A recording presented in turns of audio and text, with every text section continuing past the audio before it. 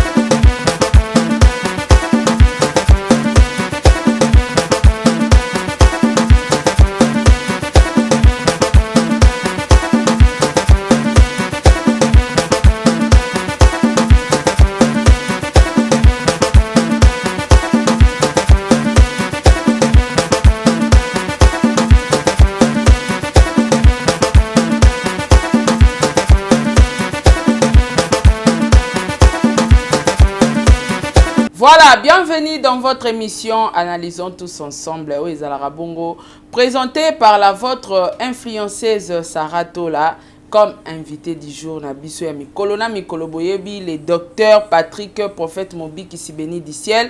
En tout cas, naïe les loto entamé sujet à combat des étoiles. Tolobe la ramarambe étoile mingi. Ngaba ibanga étoile, ngaba ibanga étoile te, étoile nange brillaka. O ça la étoile à couleur ni. Est-ce que yebi étoile oyo zanango? Est-ce que zarana une étoile?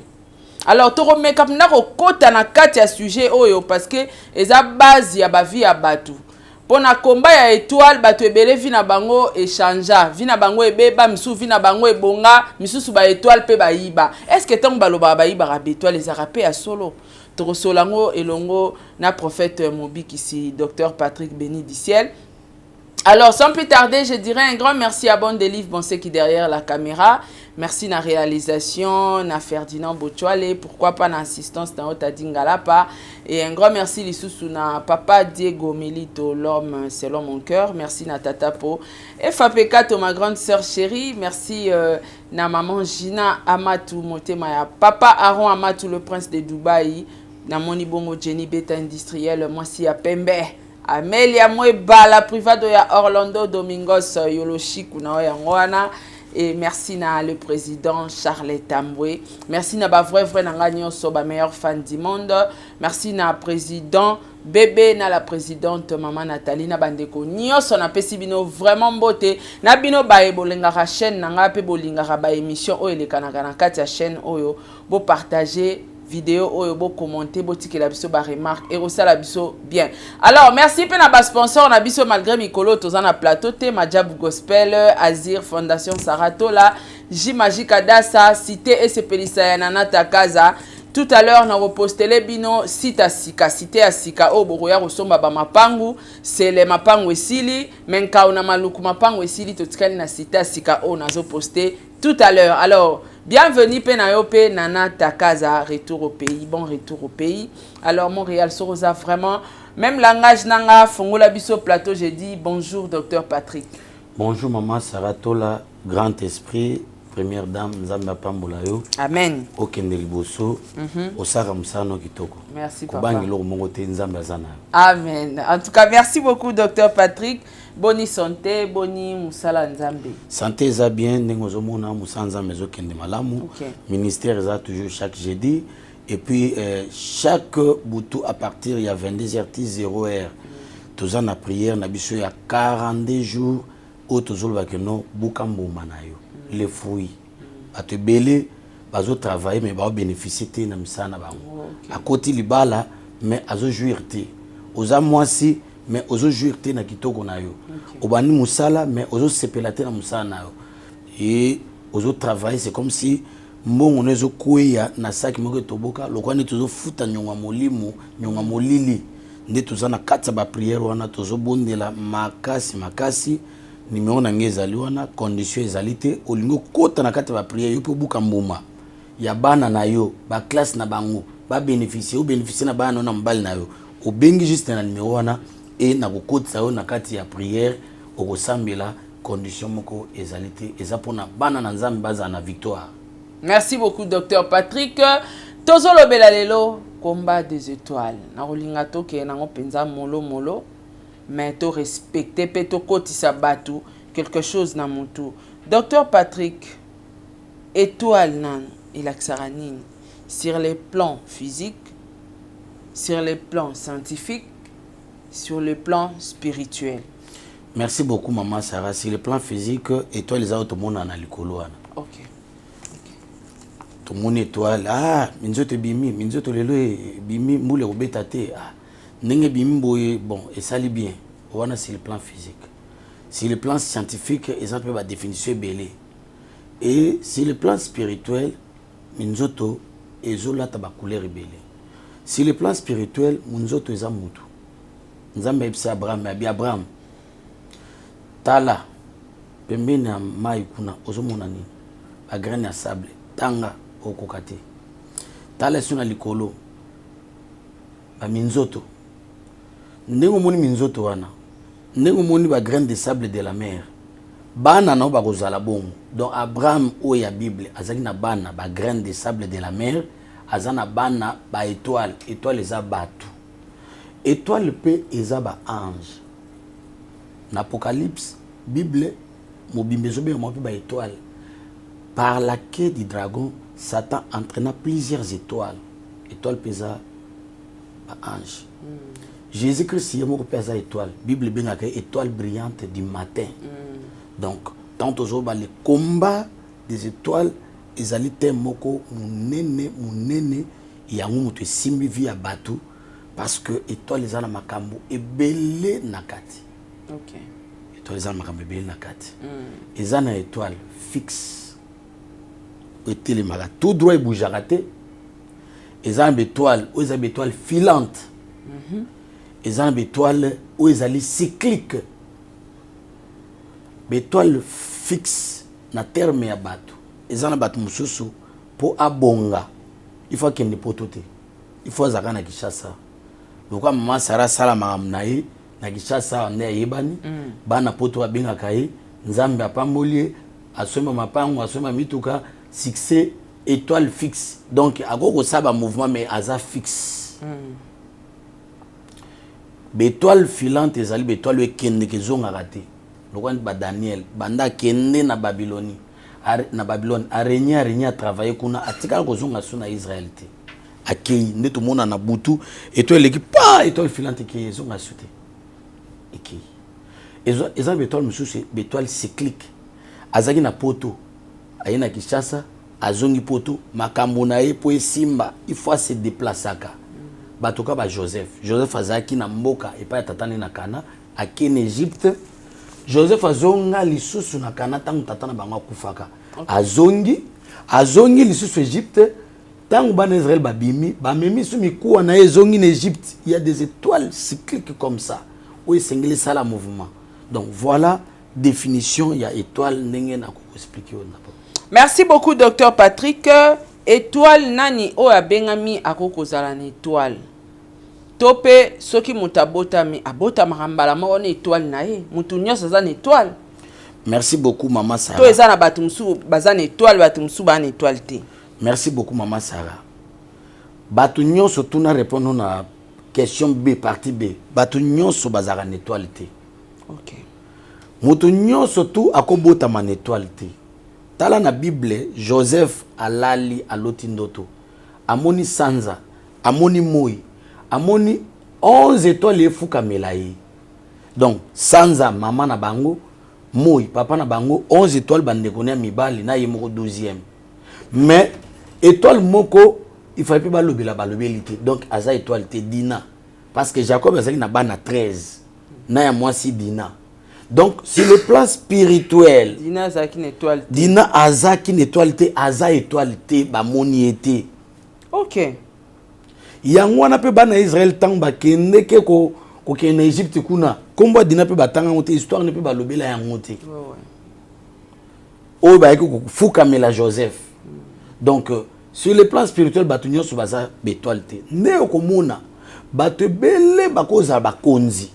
Bato bele bakoma mikonzi, bato bele o baluka ba succès. Ba salelaka ba étoile ya bato.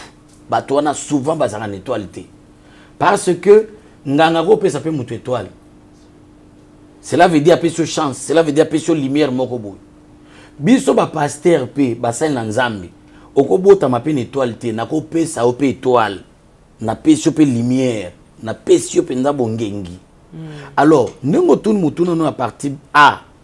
So qui que non mutu abota ma étoile ou bien étoile azara nango déjà en éternité. Eza na bat mususu o bazara étoile banda éternité. Bato kan pas Jérémie, ba race le roi ba Jérémie. Nzambe bisi Jérémie que je te connaissais avant que tu sois formé dans le ventre de ta maman. Je t'avais consacré, je t'avais établi comme prophète. Mutu abongo déjà étoile n'est déjà banda na éternité. Aza déjà étoile, cela veut dire aza ange. O nzambe se aponi a PC mission. Eza na batu musu ba na mukilia bazana mission bien déterminée. Mutu wana eti lumumba. Donc azoya boza déjà étoile ou ta en éternité akoya ko créer indépendance na kati Afrique. Parce que en dehors il y a indépendance pe ça mena Congo ba payer belé Afrique zo indépendance à partir il y a mouvement ya lumumba. Ozomona ba étoile ya ndengwana. Ba étoile bazaro ba génie pe ba bota ma pamba te. Ya ngwana famille. Si vous avez une étoile, il faut protéger l'étoile. Tala kabana no malam. Si vous avez une mise sur côté la mise sur si vous avez une mise sur goyeba, si vous avez une mise sur vous comprendre. Tala par exemple na mukili. Batokanit ba Mao Tse-tung bien Dezong, président de Chine. Mutu ndengo atango eko ya amatisi Chine mati likolo. Tala na mboka na biso. Batolokanit ba musée Laurent Désiré Kabila. Ba étoile en temps waye au senti que non mouvement changement moko ya vie a umela ta kende ba étoile wana bango ba bundisa maka mingi na ba collaborateur au moins que nous bazalaka traîner na collaborateur tala muto kwa niti Jésus pe za étoile ya ko sakanate yemo étoile brillante du matin il a été trahi par adepte na Jida. Donc voilà bat mususu babota makana étoile bato musu babota makape na étoile te bato musu bazwaka ngo na kati ya mokili parce que tala ba ministre ya Nzambi tala apôtre Paul azoloba na Timothée albi Timothée garde bien les dons que tu as reçus par l'imposition des mains et par la prophétie. Donc Timothée azay mutakala an eloko moko te spirituel ba pesi yango par la prophétie par l'imposition des mains yango na kebaka na mutu nyos to akoko simba mutu na ote akoko simba makolo na ote obi mama sara na ngina faire remarquer lo moko bat babatela ka mutu mais babatela makolo te babatela maboko te mutu maboko makolo il faut ko batela ngo sur le plan spirituel. Et toi les aka na mbunzo mutu te et toi les appena makolo et appena maboko. Au monde Bible vous imposerez les mains aux malades et les malades seront guéris. Dans des arabatu baloba nga ba pasteur ba simba nga mutu te mais quand même ba simba maboko na makolo. Surtout makolo. Bako boto la possession. Ba boto la possession. Obi mystère va na kati ya makolo. Obi que no place Jésus Christ ce matin na Israël. Place wana bat ba ka adorer place wana iska nyataka likolo suka kwa mata. Ba cercle pour na ko adorer place wana ka litambe na ye. Ozomon. Bible zo ba kino tout lieu qui foulera la plante de votre pied, je vous le donne en possession. Et longité makolo kaka suka nyati makolo zaka na pouvoir ya ko sakana te. Makolo moni wana. Et toi le va na makolo. Ke baka na mutu asima makolo na yo. Oboyi ba sima mutu na yo, mais otiki pasteur moko boyebi eta dame na été asima makolo na yo, asukuli makolo na. Pourquoi Jésus asukula ki makolo ba yekoli mama Sarah? Pour appeler ça bango pouvoir domination. Angengisa étoile wana ou va na makolo. Mutu akosa yo te. OK. Nde mo keno étoile monsieur ezaka na maboko. Bato musu ba bonga pe na makolo ba joueur. Oui. À partir de makolo so mutuka, aso mapango abongisi famille. Ko sakana te. Bato musu étoile na bango va na maboko awa. Et au moment que non, misala ba président ba ministre ba sala ezaka ko signer. Mutu asakanate musala maboko na yo. Mutu asakanate na maboko na yo. N'importe qui a ko sima maboko na yo. Au moins que non mutu asimi mutu te asima côté mais bo simba na église, neza pasteur, to simba na biso nyonso tout. Intention ba pasteur ezarani. Tanto simba ni nzemba matinda soki tokolingana ya solo. Alléluia. Tokomona kembona yawe. Bo simbani. Cela veut dire transmission ezo salama na maboko. Donc amour et tamboula na kati église, intention ezaka bongo. Ceux qui va transmettre amour par le soutien maboko simba maboko. C'est que étoile mutu bako yiba ngona maboko bako botola na maboko kaka. Ndio mona ke no basi mususu, ceux qui akute na mbali na nzela mbali otinda kwa nganga ba pese kisa kolinga basi. Ceux qui appellent kaka moi si mbote ma. Moi c'est ako imaya. Oh, moi ça zo ko kalisusu te. Aroka ba parenté, aroka ba famille te, aroka pasteur te. Basi ba yibi déjà loko moko de quelque chose.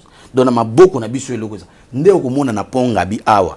Ezana batu moko ya tali sa chance. Ba notala ba tala ba via batu a partir maboko. Nde ko mona pe ba occultiste ba yeko inspiré. Ti ozo passeport empreinte. Osali kambo empreinte. Ozong sa empreinte digitale. Maboko ezana pouvoir ezana puissance. Goliath yakoya ki po anipo David alokota ki mabanga na kati ya mai. Azui libanga abambi ekoisi Goliath. Yangona David azol babo éternel exerce mes mains au combat. Soko otangi na Ézéchiel chapitre 21 au kiti na 11 na 14 kuna. Bible zo ba kino fils de l'homme prophétise en frappant les mains. Quand tu frappes les mains, tu doubles les coups, tu triples les coups, tu provoques des grands carnages dans le camp de l'ennemi. Tant que pasteur tolba keno beta maboko, bo beta maboko chasser. Bat musuba kasa keno to créer un mouvement. Or si le plan spirituel tant beta maboko, ils ont joué rôle moko, ils ont provoqué guerre, ils ont sala ba intercelle. Mais intercelle c'est quoi? C'est le feu, non? Le feu c'est quoi? C'est l'étoile. Voilà. Merci beaucoup docteur Patrick. Bandeko, je pense que baso comprendre mouké. Si que docteur Patrick Moutounias toi bota marane étoile te. Kasi nani o esengeli eta bota man étoile. OK. Batu oyo esengeli ba bota man étoile eza banani. Banani. Mama Sarah, wana eza mutuna ya éternité. Mutuna makasi mama Sarah. Batu esengeli ba bota man étoile eza ba ministre nan premièrement. Oyo Nzambe yemoko azwa bango. Omoni pasteur ya solo auta na se ya mabele pasteur ya solo ya vrai aza moumbu auta na se mabele aza mokangami aza moumbu selon Éphésiens babi que non Bible sur babu apôtre Paul alobi étant descendu dans les régions inférieures de la terre il a émené avec lui les captifs jusque dans les régions les plus supérieures afin de remplir toutes choses. Jésus tango akufaka akendeki na se ya mabele akende kosala ba mission ebele abotoli fongola liwa ba santu ba sekui azui bakangemi amemi bango na likolo na conseil ya Nzambe ba pasteur ya solo auta na se ya mabele azar mukangemi Ndetang ba mema bon na likolo Bible zo ba que non il a fait maintenant un don à l'église il a donné aux uns comme apôtres prophètes docteur, pasteur, évangéliste. Bato nengwana ne bango ne babota makana étoile. Bato musu babota makana étoile za banane. Bato bakoma ba président de la République bien ba roi. Babota makana ba étoile. Omoni ba mage ba lubi boy nous avons vu l'étoile de Jésus-Christ. Toko makutu kuna. Et Hérode na batni ba ni ko discuter. Akobota marapi, akozala wapi, akobimela côté ni. Donc étoile déjà bané ko s'annoncer. Soko tangi na nombre, na histoire moko ya roi Balak. Abeng si mutu moko Balam aya ko prophétiser à mal contre Israël. Obi ke mutu na yabu a sali hôtel nae a prophétiser mabe abani ko tala. Obi ke prophétie mutu changer. Akwemba moko je vois pas maintenant mais de loin, un astre qui sort de la tribu de Juda. N'a pas la bombe été prophétie changé. Roi Silkabinga n'a pas son bon, au maudire bana Israël. Yo comme le basso ambien pour na bango. Albina mon étoile, un astre sort. Donc Israël est déjà oh bah le bela Jésus-Christ mutoa ko bimawana. Donc abota ma déjà na étoile. Ezana batu bongo, ba président de la République. Ba ministre nyoso mona na mboka oba muta comme ministre aza l'occultiste aza mota science occulte aza abota makana étoile parce que Bible dit toute autorité vient de Dieu. Ba gouverner mona ba gouverneur ba bourgmestre to sukina noana ba toana ba bota makana étoile parce que bourgmestre aza chef ya commune to tchate ba chef du quartier mais baton ba sa ba autorité ya minene wana baton ba bota makana étoile ndo mwata bo bundisi ndengeni tala papa oyo Bahati papa Bahati oyo aza président ni na Sénat ozomo ko no bundana nete ko simba te raté tour liboso ti ayeko comme président Sénat ozomo donc c'est comme ça ezana bato ba bota maka na étoile oke papa wana ava comme président Sénat na zwa révélation na ye na mona vision na ye ndenge ni Nzambe otombola ye na benga batu na bango ya nini ya nini communicateur ya parti na bango c'est mon ami c'est mon fils spirituel aussi moi na tanga komboni ya ezate na benga nga bitala élection ezatala na moni bu papa Bahati akozwa ozomona gouverneur ya ville ya Kinshasa le 16 mars 2018 ngana tindela texto gouverneur Gentini Ngobila ngana tindele texto ndenge nini akozwa akoma gouverneur je vis cela mais c'est papa Mozito ndenge akoma député j'ai écrit à sa femme na mona ndenge nini akoma na esika wana Nzambe atalisaka biso bakonzi ebele na mboka oyo na mona mwena tanga batu nyonso ezate Nzambe atalisanga na mona bato ebele okoma ba généraux ezal ba généraux puis ba général mona ba colonel full bango pe ba bota makana étoile bato muso ba bota makana étoile ba médecin ba bota makana étoile et voilà même na quatrième pouvoir ata ba journaliste ko neti bino ba bota au monde cause un communicateur on communiquer vie on communiquer mort donc voilà ba jara bato ba bota maka na étoile. Merci beaucoup docteur Patrick tozaka wana tozo poser ba question oyo batu ba kolanda biso bazo mituna na minute na bandaku na bango. Docteur Patrick soki mutu azana étoile akoyeba ndenge nini Ce qui pose na étoile te okoye bandengeni. Merci beaucoup maman Sarah. Question na il faut spiritualité. Spiritualité tant que côté ngana yo awa maté en géologie. Ozomona batu baso comprendre te mama ba ange et la sinini pona nini o te ba pasteur ba komi occultiste o maté o ba kabal juif o tout ça bat ba obanga o no batinda ba ange te tala o te ange azaka naître te mama nana nzambe pa mula yo na profiter na répondre mba moko soko tangi na Joana ange wana bimila ki Josué ange wana le biboy Josué tuni ozana ngam na biso ou bien ozana ngam bangona alobi non tanga bien mama nana ouais mais nzambe pas ragiste attendo ki so ozana problème nando ki ndoki ana raison na nzambe opesi raison. Oui mama Sarah wana za enseignement mususu mais pour nous profiter pour répondre à la question na yo ce que muto ko ibandeni ke no za étoile pour muto iba za étoile il faut kuta na kati ya spiritualité obanga na no spiritualité te okuta na bato baza spirituel ba expliquer ba ça la lecture étoile na yo parce que étoile eza na 4 couleurs couleur ya pembe couleur ya bleu couleur ya jaune couleur ya rouge oyeba o étoile na yo eza ya couleur nini est-ce que oza moto étoile fixe oza moto étoile cyclique ou bien oza moto ya race étoile filante donc pour oyeba eza 4 étoiles 4 couleurs na 4 étoiles blanc rouge couleur bleu. Couleur ya pembe couleur ya bleu couleur ya jaune couleur ya rouge na 4 étoiles no mona wana parce que étoile mama Sarah ezalaka te o tozomona o étoile na likolo tout ça non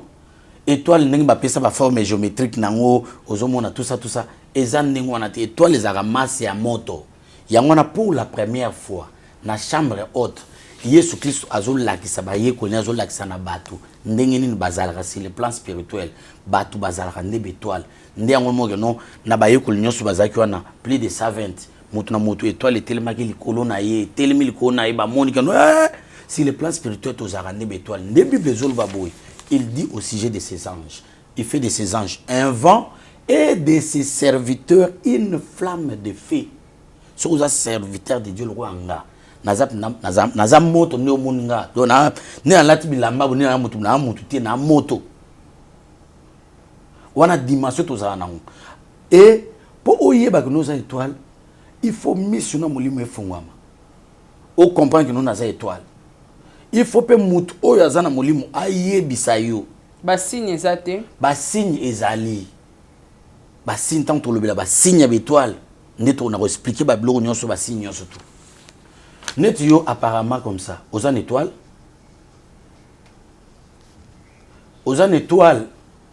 et puis en secret na oyebisa yo couleur étoile oyo zana OK oui parce que ngai ndeza bonzambe apesanga mission mona bato bazana étoile docteur loba bato baza spirituel na banganga na bandoki na ba pasteur ba mona ka étoile la bato ba mona étoile na yebi couleur étoile oyo zana na komwa nzambe amen na yebi couleur étoile zana parce que son atali mutu ata mutu azati na te na koyiba ke no mutu azana étoile tantôt ya pembe tantôt ya bleu tantôt ya jaune tantôt ya rouge et puis chaque couleur a une explication nango tant to ko évolue na makambo ya étoile ndena expliquer pourquoi couleur nyonso wana étoile ezaka moto na kata moto so moto peli bien tala bien na kata moto jaune azalaka omona jaune azali pembe azalaka omona ke no rouge pas azalaka bleu azalaka moto appela 4 couleurs là c'est vrai. Là c'est vrai natala expérience wana na ba passer la ngai tant nazako kemba penza na sombaka na mbongo somba réchaud normal te na sombaka réchaud ya pétrole sikoyo ebanda kopela ezo sala biloko solomi linga nazongi nango e place na sombaki yango epa bato wana bateka yango bayesinga ba mama poye bake opelisi moto epeli basingano nyonso eza bien pétrole na eza ya kotonda o mona moto soki ebimi il fait pesa o ba couleur o mona côté muso epela rouge jaune na pelisa penda bongo na tala boinga bi moto ngo ebimisa ba couleur ebele na zinzungu na tie et toki biloko ebeli sur la pétrole ezala ité c'est vraiment to ezara na 4 couleurs et nangna biso loko moko so otanga na 1 Corinthiens chapitre 15 verset 41 ata aux étoiles okoza étoile ya muke ou aza pe étoile munene ba étoile ekeseneke ba étoile nyonso to ekokala différence à étoile différence ya étoile ya mike ezali eza étoile meza ya mukele kete étoile mususu ya munene. OK. Ozomona donc mutu po ayeba ke no za étoile yemoko dimension po omiyeba ke no za étoile eza facilité ça peut te prendre des dizaines des années dans les prières Po yeba yo moko dans le but des dizaines des années dans les prières tala soko consulter ba spirit soko consulter ba homme spirituel wana mbala moko to yebisa yo. OK.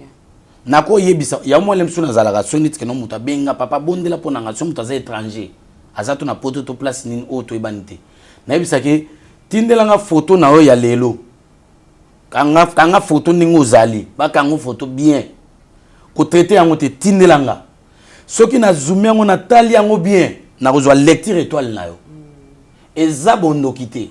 OK. Bonganga nzambe omon banganga wana bayekola makambe pa na biso donc tozana facilité ya kotanga étoile ko yebiso message étoile na yo soki oza étoile ya muke ou bien soki oza étoile te na komona ou bien soki bayibi yo étoile na koyeba ke no muto ne za boy bayibi étoile azaki nango na lobi okoza na mutuka otambula mais oza étoile te mutu moko osala bakisi kuna asali azo ngengisa nzela na yo moza étoile te to mona ba joueur mususu obeta mezana ngamo osale makambo biso pe ba pasteur to ko sala pe batu bongo oza étoile te oza étoile te mais bo ngengisa ngana ko ngengisa ye. OK.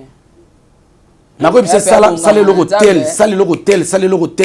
tel malmo étoile no ngengi obanu mona ke no makambo ni baniko simba onu mona ke no makambo baniko progresser olongo na ke bobola ozupe mbongo ozaki célibataire ozupe mbala bien mbala pa lingio po mbala mususu so oza étoile ya libala te tant to expliquer l'étoile de mariage étoile ya richesse étoile ya finance étoile ya pouvoir ya gouvernance au moins bato ba Joseph pas une étoile ya gouvernance bato ba Daniel bazaki une étoile ya gouvernance bato mususu bazana étoile ya libala lokola ba Esther tala Esther akena mboka bapaya aza étrangère akomi kuna akomi première dame na mboka bapaya étoile ya libala tala batoka ba Sarah ya Bible akena Égypte awa obi ke Pharaon zuiye akomi se mwasi na ye obi ke Pharaon a pesi dot a pamboli Abraham le roi n'est beau frère pour Abraham avec non azan de konanga donc Sarah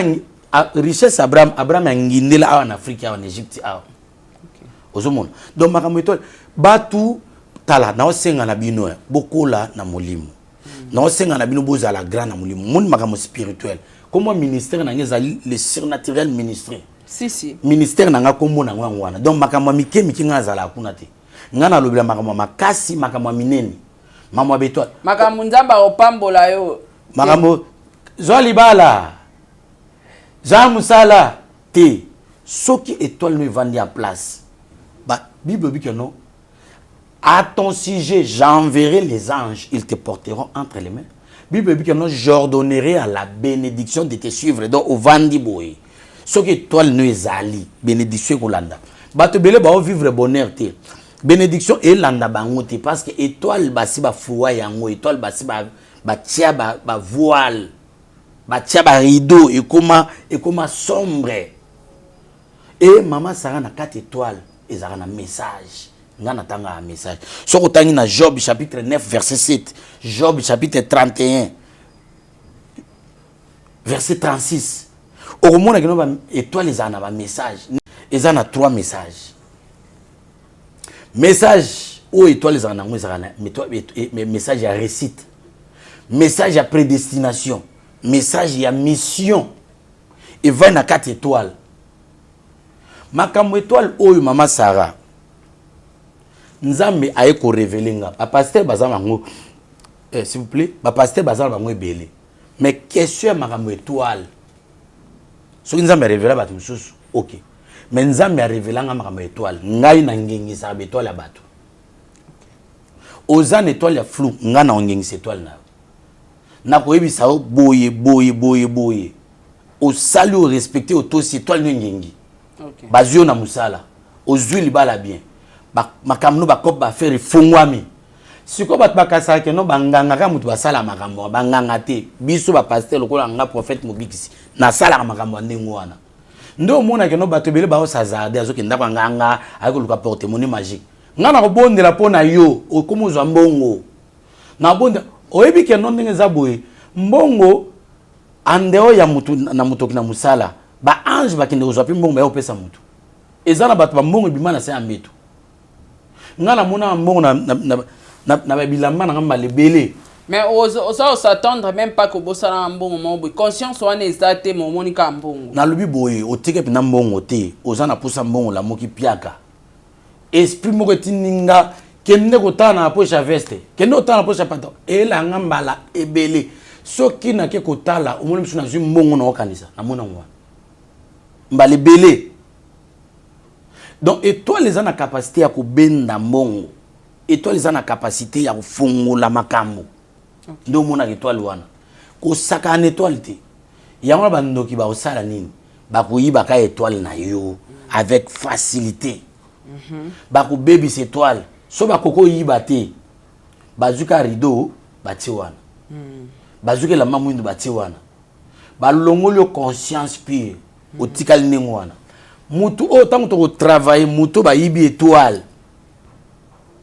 A komi pal atikali ekelamu ya pamba kabo ya komi ko erisa ela lokola kayen to solo la makamwana comment ba yiba ka étoile et banane ba ko yiba étoile et puis ba sala ka ba pratique nini pona ko yiba étoile. Donc c'est compliqué avec cette histoire des étoiles. Yangwana yo mutozo landa biso ko sakana te na matea oyo comment na matea oyo lokwa net pamba te bana na yo est-ce que oyebi be étoile bana yo soki basi ba yiba étoile ya mwana yo yebi yango na bible basi oyo bakende ko botisa basi ba botisaka basi oyo ba égyptien chiffre na puya bango baza na capacité ya koboma. Alors ne pas connaître koboma mais lelo capacité wana ya ko yiba étoile ko bebisa. Il y a des femmes comme ça. Il y a des endroits où que place moko maman Sarah étoile nous a nango bien mais baby. Et dans la place mso ki na lupa mususu étoile na ye baby. Mobali mususu kutai na ye étoile na ye comme flou. Ozoma que no makambo Sarah liboso bien chance Sarah mais okute na mobali wana. Ezala mibali mso akute na mwasi moko. Maman Sarah vine baby. Moi so na zapina na misala mabe. Moi so na ye kolongola étoile. Parce que na bagisi sur le romoko andeo ya mbunzu andeo maboko andeo makolo étoile evanda rappel na sexe tosuki a. Merci beaucoup docteur Patrick, merci na banderonios tout bolandi. Je pense que na tourni ba question nga molo pour que bisonios tout comprendre. To comprendre que mutunio soit bota marana étoile te. To comprendre que poye ba cause étoile il faut au kota ba prière yo moko kozwa autant nzamba révéler yo ou soit to dizaine des années ou soit to consulter ba pasteur o ba mona ka bazape na don wana ya komona ko sala lecture ya étoile ya mutu et mais baza bataoyi ba étoile te question ane ko ya po pasteur mso ko tala ibi donc voilà. Alors to continuer na sujet na biso munene o ya combat des étoiles prochainement. La signification, il y a 4 étoiles, ils ont la couleur blanc, rouge, bleu et puis jaune. Après, on a tout entamé. 3e point, il y a n'engeni nikoye ba ke ba étoile. En tout cas, j'espère que bato balingrama spiritualité bozo sepelana émission na biso oyo analysons tous ensemble. Docteur Patrick, moi lilo bana ya suka. Merci na émission lelo donc nazane c'est makasi parce que sur une étoile à toza piaka oza toujours nécessaire. Ouais. Et puis oza complexité. Okoyoka que nous ana mapapu mibale oza pe na makolo mibale. C'est ça. Voilà. Na pesi mbote na nga na ba onyo surtout ba landaka biso na mama Nana nzambe apa mama Nathalie Nana na Maman Sol Mbemba, président bébé, Maman Anto Makiala Kumba, donc na Maman Maeva, na Pessimbote, na Maman Angèle Rosie Kiliko na moi na ngai Preston et puis na batnyos na bon de livre na bosanité moi na ngai Rythme Pierre. Rythme Pierre na piso moté belé na bosanité nzambe apambola vraiment et na moi na ngai Angèle Ameza. Et restaurant munene na Canada kuna en tout cas terrible. Nzambe apambola bonne journée na Messi Tadi ngalapa wazolanda biso na pesi mbote makasi Maria lingo invité nga sur une émission na été mais c'est-à-dire na invité pour na nini mais na pesi mbote beli. Merci na beaucoup. Ferdinand Bochwale. Voilà, merci beaucoup na bino nyos tu bandeko bolandi biso to skuta na bino mbala sima na émission mususu. Au revoir, ciao.